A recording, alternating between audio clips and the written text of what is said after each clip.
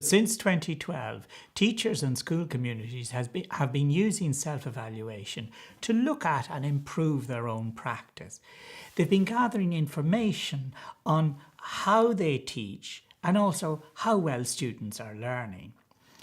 And they've really managed to start to look at that in a way that helps them improve their own practice.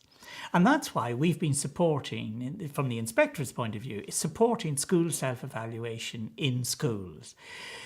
There's not only evidence from the principals and the teachers that it works for them, but also there's a lot of educational research that tells us school self-evaluation can be a very effective way of improving schools and children's learning. The department published guidelines for school self-evaluation in 2012, and it asked schools to focus on just a small number of aspects of their own teaching and learning over the course of a 4-year period to 2016.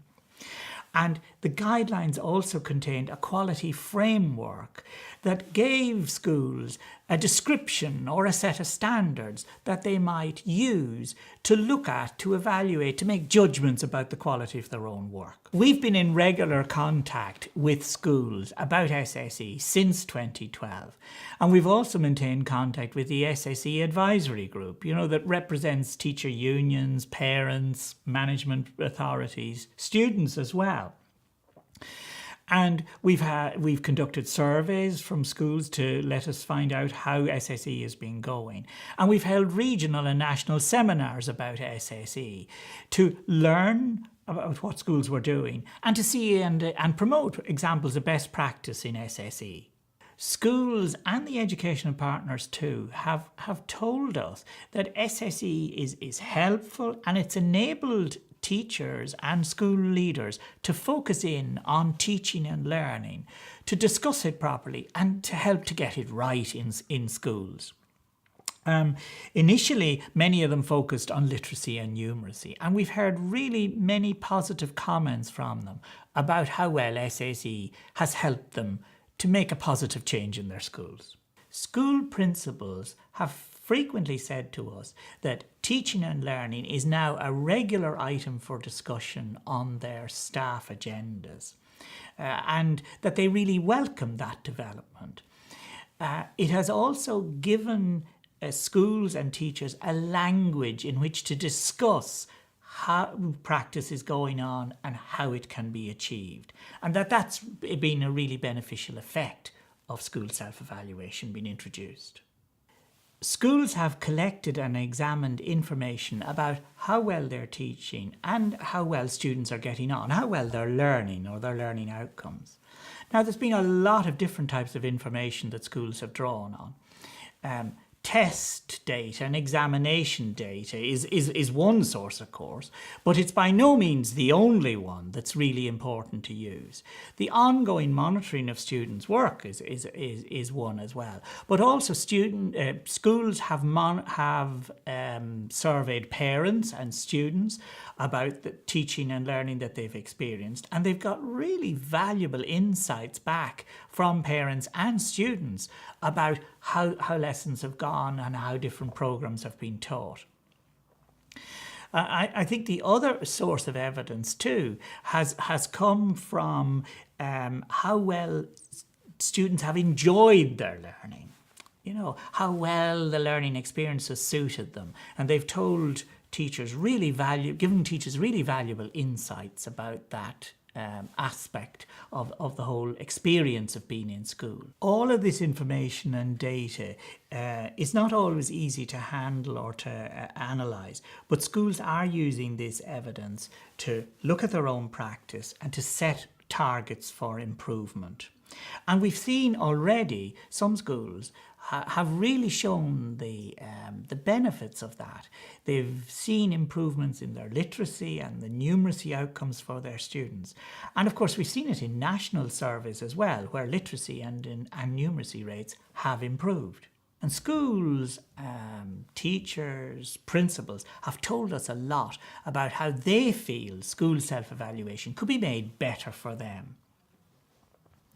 Now, when SSE started in 2012, it was envisaged that schools would only look at teaching and learning in the first 4 years. And then they would move on to look at teaching and learning and leadership and management after 2016. Now, what schools have been saying to us is, don't do that. They've been saying to us, it'd be much better to keep the focus on teaching and learning at this stage. They really feel they're starting to get a handle on how to use school self-evaluation to improve teaching and learning, and that it would be better to continue a focus on that for the moment and not be distracted by adding something else in. So that's why the new circular that covers from 2016 to 2020 says that schools should only look at teaching and learning. That's all they need to do. If they want to do other things, that's fine. But the absolute requirement is that their focus in on SSE is on teaching and learning in the next 4-year period. And teachers and principals also said to us that the process needs to be manageable. You know, in 2012, they welcomed that the requirement in school self-evaluation was only to take on 3 aspects of teaching and learning over a 4-year period. And I think most schools found that reasonable and that they were able to look at 3 different aspects of their work.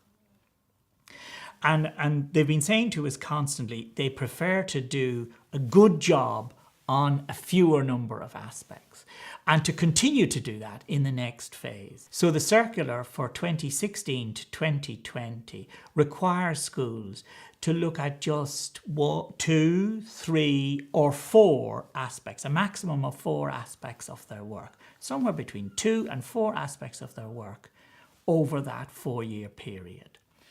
And also schools said to us they'd have preferred greater flexibility in what the aspects would be. So they will now have freedom to choose whatever aspects of teaching and learning are particularly relevant in their special circumstances that they find themselves.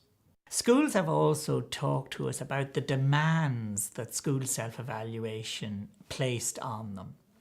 And many of them had a genuine worry and a concern about the demands that this was likely to place on them. Now, some schools took SSE and really used it as a way of doing the work that they needed to do. So some used school self-evaluation as a way of working, as a way of looking at what was good, finding out how to improve it, and driving the improvement in it.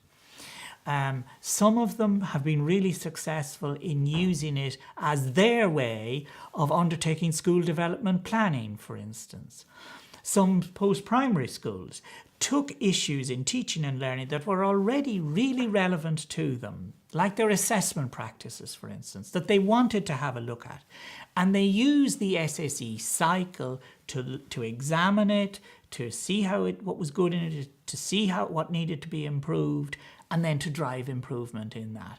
And so they were using SSE to do the job that they wanted to do. So you'll see that the new circular just adopts that approach.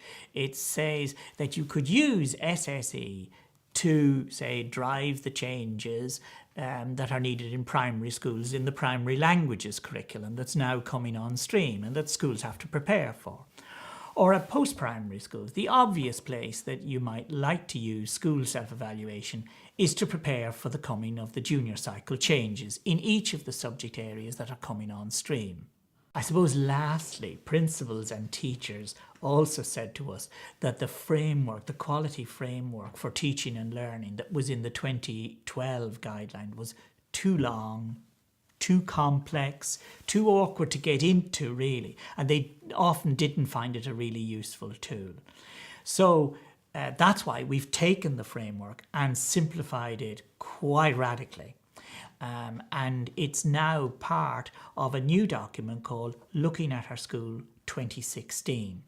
It's a much simpler framework that describes what teaching and learning can be in any school. Looking at Our School 2016 is a complete quality framework for schools. It describes what a school can really aspire to be in terms of their teaching and learning.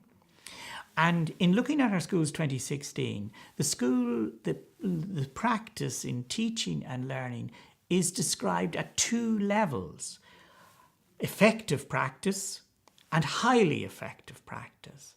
So a school that even has good work going on and good teaching and learning going on in its own classrooms and its own settings, even they can find suggestions on how to improve their practice even further through the school self-evaluation process. Looking at our Schools 2016 has been developed in a collaborative effort between the Inspectorate and education partners. It's involved representatives of teachers, the teacher unions. It has involved some teacher groups that we've met and discussed the framework with. Representatives of parents, national associations of parents and national associations of students have all been involved. And IPPN, NAPD and the Centre for School Leadership have been involved as well, so that the framework is as complete and I think as agreed as possible as a common vision of what good practice in our schools ought to look like. In the Inspectorate, we'll be looking at our Schools 2016 as the basis of our inspections from September of 2016. And the Centre for School Leadership will also be looking at our schools as a key element of its work as well.